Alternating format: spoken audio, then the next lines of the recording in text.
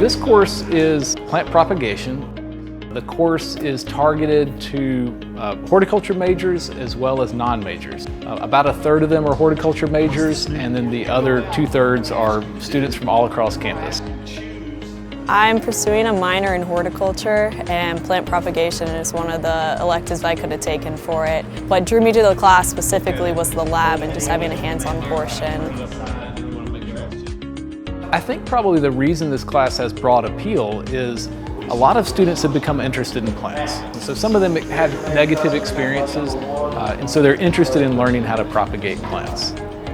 Plant propagation is pretty much going to be taking a plant and then making multiple plants out of it. So that can be taking a cutting of it, whenever the flower blooms, taking the seeds out.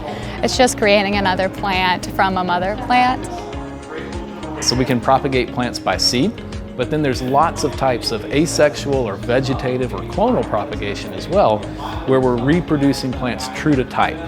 So that can be through cuttings, stem cuttings, leaf cuttings, root cuttings, dividing plants, grafting plants like we're going to do today.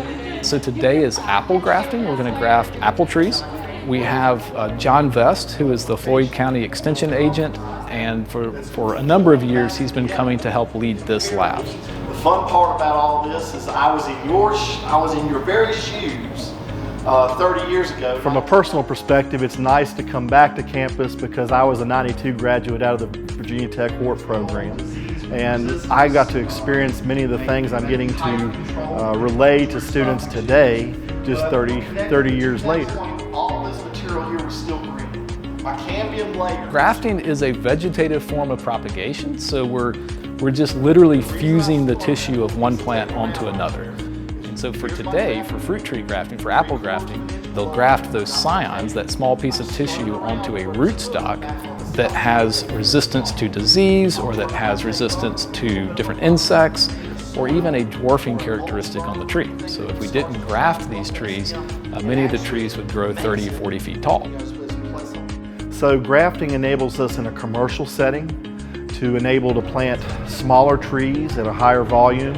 It also helps us reduce our pesticide usage and the overall application rates that we would normally do in 30 or 40 foot old trees. It was difficult trying to line up the correct diameter of the rootstock and the scion. And then just having to tape it and wax it was something I've never done with a plant before. I've always talked about it, but it was definitely harder than I thought it was going to be.